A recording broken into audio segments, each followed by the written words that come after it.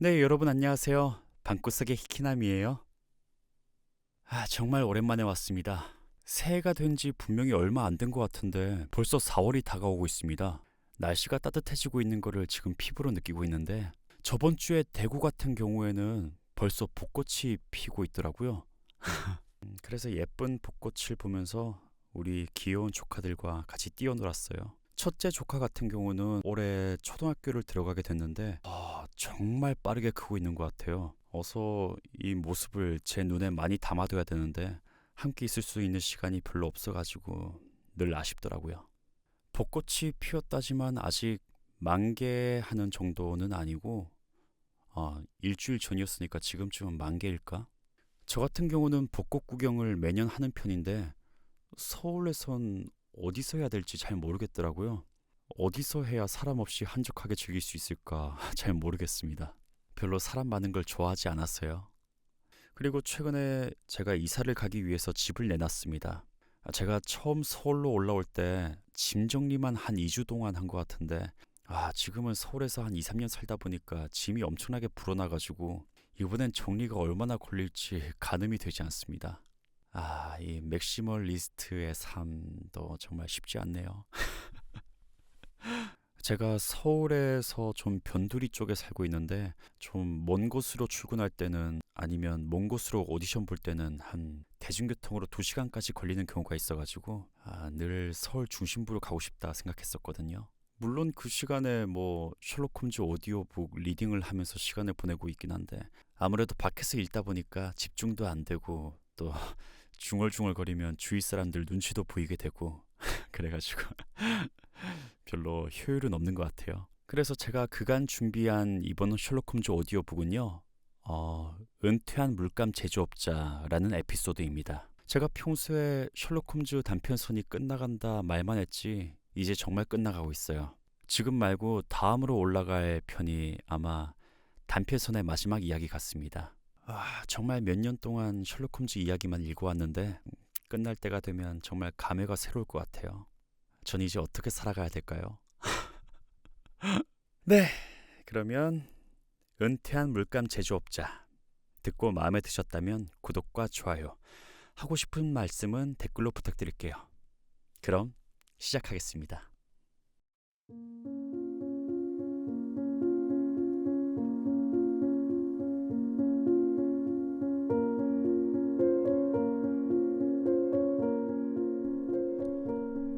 은퇴한 물감 제조업자. 그날 아침 셜록 홈즈는 우울하고 철학적인 분위기였다. 기민하고 실용적인 성격이 가끔 그런 식으로 반응하곤 했다. 그 사람 봤어? 그가 물었다. 어? 지금 막 나간 저 노인 말이야? 맞아. 문 앞에서 마주쳤어. 어떤 사람 같아? 무기력하고 시시하고 끝장난 생명체? 정확해, 왓슨.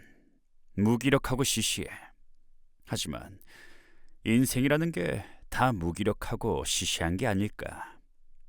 그의 인생 자체가 모든 인생의 축소판이 아닐까. 성공하고 얻은 걸 꽉 움켜쥔들 마지막 순간에 우리 손에 남아있는 건 뭘까? 그림자. 어쩌면 그림자보다 더 나쁜 것.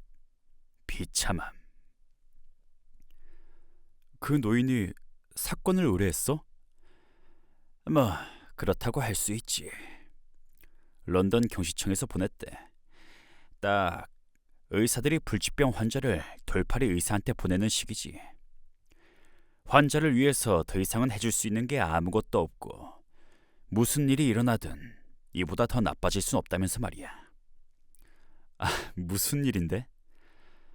홈즈는 식탁에서 좀 지저분한 명함을 집어들었다.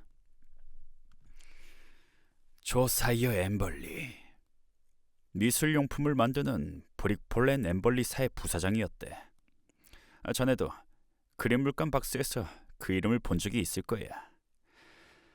돈을 꽤 많이 모았고 61세에 은퇴해서 루이샴에 집을 샀대. 지금까지 끊임없이 일을 했으니까 이제 그만 정착해서 푹 쉴 생각이었대. 다들 그가 노후 준비를 잘했다고 생각했겠지. 오우, 그 정도면 정말 그런 것 같아. 홈즈는 봉투 뒷면에 휘갈겨 쓴 메모를 보았다. 왓슨, 그는 1896년에 은퇴하고 1897년 초에 자기보다 20살이나 어린 여자와 결혼했어. 이 사진이 거짓말하는 게 아니라면 정말 아름다운 여자야. 돈, 아내, 시간적 여유를 다 가졌으니까 앞날이 탄탄대로처럼 보였겠지. 하지만 보다시피 2년 만에 다 끝장이 나서 이젠 태양 아래 기어다니는 벌레처럼 비참한 꼴이 됐어. 무슨 일이 있었는데? 상투적인 얘기야 왔어. 배반한 친구와 변덕스러운 아내. 평생 엠벌리가 즐긴 취미라곤 체스 딱 하나뿐이야. 루이숑에서 멀지 않은 곳에 체스 선수 겸 의사인 젊은이가 살아. 이름이 레이 어니스트 박사래. 내가 여기 적어 놓았어. 어니스트는 그 집에 자주 들락거렸고 엠벌리 부인과도 자연스럽게 친해졌지. 불행한 우리 고객은 내면이 어떨지 몰라도 외적으론 거의 볼품이 없는 수준이잖아. 지난주에 두 사람이 함께 어디론가 사라졌는데 노인이 평생 모은 채권 상자와 현금까지 다 들고 갔대. 우리가 그 여자를 찾을 수 있을까? 우리가 그 돈을 찾을 수가 있을까? 뭐 우리한텐 지극히 평범한 사건이지만 조사이어 엠벌리에겐 목숨이 걸린 문제야. 그럼 이제 어떻게 할 거야? 왓슨. 지금 당면한 문제는 내가 아니라 자네야. 자네가 내 일을 대신해주면 좋겠는데 지금 콥트교 장로들 문제를 해결하느라 정신이 없는 거 알잖나. 오늘은 어떤 조치든 취해야만 하기 때문에 루이숑에 갈 시간이 없어. 사실 직접 갈 필요도 없고 그 노인은 내가 직접 가서 현장을 조사해 주길 바라지만 사정을 설명하고 다른 사람을 보내겠다고 미리 말해뒀어. 알았어. 내가 큰 도움이 될진 모르겠지만 기꺼이 가서 살펴볼게. 내가 대답했다.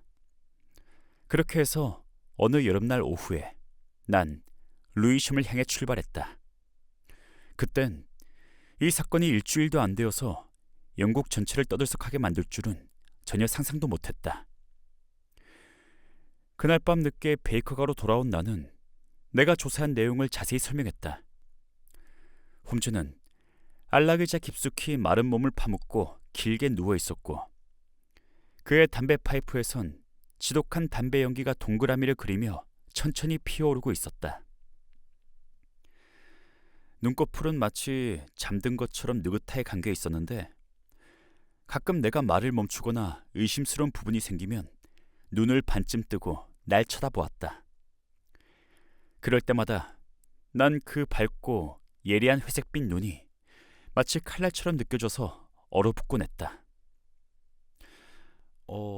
조사이어 엠벌리 씨의 집 이름은 안식처야. 왜 그런 이름이 붙었는지 궁금하지, 홈즈? 그 집은 마치 하위계층 사람들 속으로 떨어진 가난한 귀족 같아.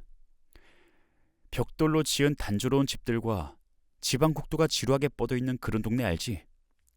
그런 동네 한가운데 햇볕에 그을린 높은 벽으로 둘러싸인 이 오래된 집이 서 있는데 마치 고전적이고 안락한 느낌의 작은 섬 같아. 벽은 온통 이끼로 뒤덮여서 씨는 그만 읊고 왔어. 요점은 벽돌벽이 높았다는 거지. 홈즈가 진지하게 말했다. 맞아. 어느 집이 안식처인지를 찾다가 마침 거리에서 담배를 피우며 어슬렁거리는 남자가 있길래 내가 물어봤어. 그 남자 얘기를 하는 이유가 있어. 키가 크고 피부가 검고 콧수염이 길고 풍성했는데 좀 군인 같은 느낌의 남자였어. 그는 대답 대신 턱으로 그 집을 가리키곤 의심스러운 눈초리로 날 쳐다봤는데 조금 뒤에 그 기억을 다시 떠올릴 일이 생겼거든. 대문에 도착하니까 엠벌리 씨가 현관으로 이어진 길을 따라서 내려오는 게 보였어. 오늘 아침에 잠깐 봤을 때도 참 이상한 사람이라고 생각했지만 밝은 대낮에 보니까 훨씬 더 비정상적이더군. 나도 그렇게 생각했는데 자네도 그렇게 생각한다니까 흥미롭구만. 홈즈가 말했다. 말 그대로 걱정을 짊어지고 사는 사람 같았어. 무거운 짐을 지고 있는 것처럼 등이 구부정한 게 하지만 처음 느꼈던 것처럼 약골은 아니더라고. 몸통은 점점 가늘어지고 다리는 꼬챙이처럼 말랐지만 어깨와 가슴은 떡 벌어져 있었거든. 왼쪽 신발은 쭈글쭈글하고 오른쪽 신발은 반듯하더구만. 그건 못 봤는데. 괜찮아. 오른쪽 다리는 의족이야. 자, 계속해봐. 내가 보기엔 좀 충격적인 모습이었어. 낡은 밀짚 모자 밑에서 희끗희끗한 곱슬머리가 성난듯이 마구 뻗쳐 있었고 깊게 주름진 얼굴에 치열하고 열렬한 표정이 가득했거든. 아주 좋아, 왓슨. 그가 무슨 말을 했어? 신세 한탄을 했어. 함께 현관으로 걸어가는 동안 물론 난 주위를 잘 살펴보았지. 어이구, 그렇게 엉망진창인 정원은 이제껏 본 적이 없었어. 씨앗을 뿌리려고 여기저기 파헤친 땅이며 사람의 손길이라곤 거의 닿지 않아 제멋대로 자란 화초들로 어지러웠어. 손질하고 관리한 흔적이 전혀 없더구만. 대체 어떤 여자가 그런 조언을 참을 수 있었는지 모르겠어. 집도 역시 최악이었어. 불쌍한 노인도 그걸 알고 보수하려고 애쓰는 중인지 거실 한가운데 녹색 페인트 통이 잔뜩 놓여 있었어. 왼손에 커다란 페인트 붓을 들고 있는 걸 보니까 아마도 나무벽을 칠하다가 나왔나 봐. 우리는 우중충한 거실로 들어가서 한참을 얘기 나눴어. 물론 자네가 직접 오지 않아서 노인은 무척 실망했지. 사실 그게 기대하지도 않았어요. 재산도 다 날려먹고 아무 힘없는 사람한테 셜록 홈즈 씨처럼 유명한 사람이 관심을 가질 리가 없지요. 노인이 말했어. 그래서 돈 문제라면 걱정하지 말라고 안심시켰지. 물론 압니다. 그분이 돈보다 예술처럼 정교한 사건 그 자체를 즐긴다고 들었으니까요. 하지만 평범한 범죄라고 해도 예술적 측면에서 보면 뭔가 연구할 만한 게 있을 겁니다. 인간의 본성. 왓슨 박사, 모든 인간들의 시커멓고 배은망덕한 본성 같은 거 말입니다. 내가 언제 아내의 요청을 하나라도 거절한 적이 있었나요?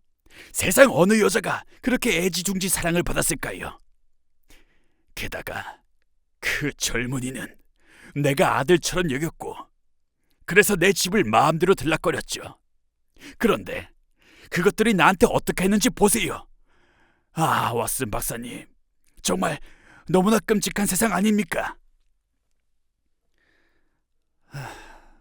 1시간도 넘게 그런 얘기를 듣자니까 정말 괴로웠어. 어쨌든 내막을 감추는 것 같진 않았어. 식구는 둘뿐이고 가정부는 매일 아침에 왔다가 저녁 6시에 퇴근한대. 사건이 일어난 날 저녁에 엠벌리 노인은 아내를 기쁘게 해주려고 헤이마켓 극장에 2층 상석 티켓 2장을 구입했대. 그런데 마지막 순간에 아내가 머리가 아프다고 가지 않겠다고 하는 바람에 혼자 가야 했대. 그건 분명한 사실인 것 같아. 사용하지 않은 티켓을 보여줬거든. 주목해야 할 일이구만. 가장 눈여겨볼 부분이야. 계속해 왓슨. 자네 이야기 중에서 가장 흥미로운 부분을 찾았어. 티켓을 직접 봤어? 설마 티켓 번호를 적어오진 않았겠지? 사건에 대해서 점점 관심이 생기는 듯 홈즈가 말했다. 사실은 외워왔어. 우연히도 티켓 번호가 옛날에 학교 다닐 때 내 번호더라고. 31. 그래서 자연스럽게 기억하게 됐어. 난 좀 자랑스럽게 대답했다. 훌륭해 왓슨. 그럼 그의 자리는 30 아니면 32번이겠구만. 그렇겠지. 그리고 비열이야. 난 좀 어리둥절해져서 대답했다. 아주 좋아. 다른 얘기 더 있어? 금고실이라고 부르는 방을 보여줬어. 정말 금고실이 맞더군. 은행처럼 강철문에 셔터까지 달려있어서 도둑이 들어도 끄떡이 없겠더라고. 하지만 그 여자가 열쇠를 복사해 두었던 것 같아. 7,000파운드 정도 되는 현금과 증권들을 훔쳐서 도망갔대. 응? 증권이라고? 그걸 어떻게 처분하려고 가져갔을까? 증권을 처분하지 못하도록 경찰에 리스트를 줬대. 그날 자정 무렵에 극장에서 돌아와 보니 금고가 털려 있었고 문과 창문이 다 열려 있었고 두 사람은 어디론가 사라졌대. 편지나 쪽지는 없었고 경찰에 신고했지만 그 이후로 아무 소식도 듣지 못했대. 홈즈는 몇 번쯤 사건 내용을 되씹었다. 그가 페인트 칠을 하고 있었다고 했지. 어디를 칠하고 있던가? 복도를 칠하고 있었어. 아까 내가 말했던 금고실 문과 나무벽은 이미 칠했고. 이런 상황에서 페인트 칠을 한다는 게 좀 이상하지 않아? 이상하지. 하지만 그 노인이 워낙 별난 사람이잖아. 자기 말로는 마음의 상처를 잠시라도 잊기 위해서 뭐라도 해야 했다더군. 내 앞에서 아내 사진을 한 장 찢었어. 화가 치밀어서 못 참겠다는 듯이 격렬하게 사진을 짝짝 찢으면서 다신 그 저주스러운 얼굴을 보고 싶지 않다고 소리를 막 질렀어. 뭐 또 있어 왓슨? 있어. 무엇보다 인상적인 일이야. 마차를 타고 블랙히스 역에 가서 기차를 탔는데 기차가 막 출발하려고 할 때 어떤 남자가 내 옆칸으로 뛰어 올라타더라고. 내가 한 번 본 얼굴은 안 잊어버리는 거 자네도 알잖아, 홈즈. 그건 바로 거리에서 내가 길을 물었던 키 크고 검은 피부의 그 남자였어. 런던 브리지에서 그 남자를 또 봤어. 사람들 속에서 결국은 놓쳐버렸지만 그 남자가 날 미행하고 있었던 게 분명해. 그렇군. 틀림이 없어. 키가 크고 거무스레하고 콧수염이 덥수룩하고 회색 선글라스를 꼈다고 했지. 홈즈가 말했다. 아니, 홈즈, 자네 마법사야? 회색 선글라스 얘긴 하지도 않았는데. 그리고 프리메이스 넥타이 핀을 꽂았지. 홈즈! 별거 아니야, 왓슨. 아무튼 실용적으로 따져보자고. 처음에 이 사건을 들었을 땐 너무나 단순해서 황당할 정도였는데 이제 다른 측면이 보이는구만. 자네가 중요한 것들을 많이 놓친 건 사실이지만 자네가 가져온 중요한 단서들만으로도 꽤 심각한 사건이라는 건 충분히 알겠어. 뭐? 내가 놓친 게 뭐야? 상처받지 마, 친구. 내가 꽤나 비인간적인 사람인 거 알잖아. 다른 사람도 자네보다 더 잘하진 못했을 거야. 대개는 훨씬 더 못 미치지. 하지만 자네가 중요한 몇 가지를 놓친 건 사실이야. 이웃 사람들이 엠벌리와 그의 아내에 대해 어떻게 생각하는지는 분명히 중요해. 어니스트 박사는 어떤 사람인가? 예상대로 타고난 바람둥이인가? 자네의 타고난 장점을 이용했더라면 모든 여자들이 자네를 도와줬을 텐데. 우체국 아가씨, 채소가게 안주인 등등. 난 자네가 블루 앵커에서 젊은 숙녀와 노닥거리면서 중요한 단서를 캐내는 장면을 상상했는데 그런 기회를 다 날려버렸잖아. 지금이라도 하면 되지. 아니, 이미 끝났어. 전화로 런던 경시청의 도움을 좀 받았지. 요샌 방에 앉아서도 중요한 정보를 얻을 수 있거든. 내가 알아본 정보에 따르면 사실은 이래. 그 지역에서 그의 평판은 가혹하고 엄격한 남편이고 정말 인색한 사람이야. 그의 금고실에 꽤 많은 돈이 들어있었던 건 확실하고, 미혼인 어니스트 박사가 자주 그 집에 들러서 엠벌리와 체스를 두었던 것도 사실이야. 다들 그 바보가 그의 아내와 놀아났다고 생각하더구만. 여기까지만 보면 이 사건은 그냥 평범한 사건이야. 더 말하고 말 것도 없는 그런 시시한 사건인 거지. 그런데 말이지. 무슨 문제가 있어? 아니야. 아마 내 상상일 거야. 이건 그냥 놔두고 왔어. 지루한 일상에서 벗어나 음악의 세계로 한번 들어가 보자고. 오늘 밤에 엘버트 홀에서 커리너의 공연이 있어. 옷을 차려입고 식사하고 좀 즐겨보자고. 다음날 아침에 난 평소보다 일찍 일어났다. 하지만 식탁 위에 토스트 부스러기와 빈 달걀 껍질이 2개 있는 걸 보니 내 친구가 나보다 더 일찍 일어난 모양이었다. 그리고 그 옆엔 휘갈겨 쓴 쪽지가 놓여 있었다. 친애하는 왓슨, 조사의 엠블리 씨와 만나서 해결해야 할 일이 한두 가지 있어.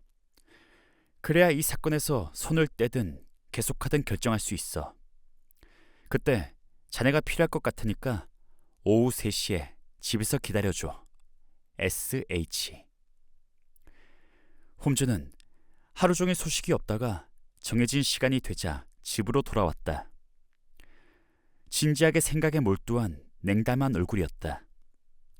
그럴 땐 그냥 내버려 두는 게 현명했다.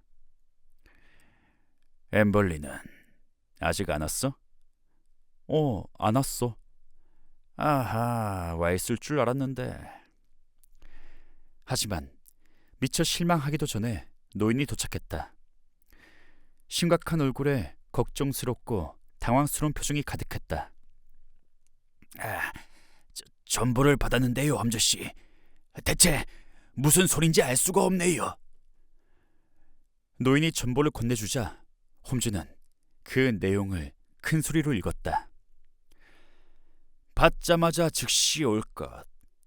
최근 손실에 대한 정보가 있음. 목사관에서 엘먼. 리틀 펄링턴에서 2시 10분에 붙였군요. 리틀 펄링턴은 에식스 지방에 있는 거니까 내 생각엔 그리 멀지 않을 것 같습니다. 즉시 출발하시죠. 그 지역 목사라니까 믿을 만한 사람일 거요. 어디 내 임명록이 어디 있더라. 맞아, 여기 있구만. J.C. 엘먼, 문학 석사, 문수 무어와 리틀 펄링턴 지구 성직자. 왔어. 기차 시간을 좀 알아봐줘. 5시 20분에 리버풀가에서 출발하는 기차가 있어. 좋아, 왓슨.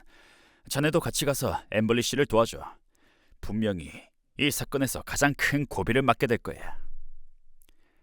하지만 우리의 의뢰인은 출발하기를 꺼렸다. 아이, 홈즈 씨, 이건 정말 바보 같은 짓입니다. 이 사람이 이 사건에 대해서 뭘 어떻게 알겠어요? 괜히 시간과 돈만 낭비하고 말 거예요. 그가 말했다. 뭔가 대단한 정보가 아니라면 전보를 치지 않았을 겁니다. 당장 가겠다고 답신을 보내세요. 난 꼭 갈 필요가 없다고 생각합니다. 홈즈는 지극히 엄격한 태도를 취했다. 사건 해결에 중요한 단서가 될 일을 이렇게 거부한다면 경찰도 나도 굉장히 나쁜 인상을 갖게 될 겁니다. 이번 사건에서 엠벌리 씨가 정직하지 않다는 느낌을 받게 될 테니까요. 그 말에 우리의 의뢰인은 깜짝 놀란 모양이었다. 물론 선생이 그런 식으로 생각한다면 가야죠. 그 사람이 뭐든 알고 있다고 생각하는 것이 좀 어이없긴 하지만 그래도 선생이 그렇게 생각한다면. 그가 말했다. 예, 그렇게 생각합니다. 홈즈가 힘주어 말했다. 그래서 우리는 여행길에 올랐다. 우리가 방을 나서기 전에 홈즈는 날 한쪽으로 데리고 가서 이 일이 얼마나 중요한지 강조했다. 무슨 짓을 해서라도 그가 거기에 꼭 가게 해야 돼. 가다가 마음이 변해서 그냥 가버리거나 돌아오려고 한다면 가장 가까운 전신국으로 가서 도주, 이 한마디만 써서 전보를 쳐줘. 내가 어디에 있든 받을 수 있도록 손을 쏟을 테니까. 그가 말했다.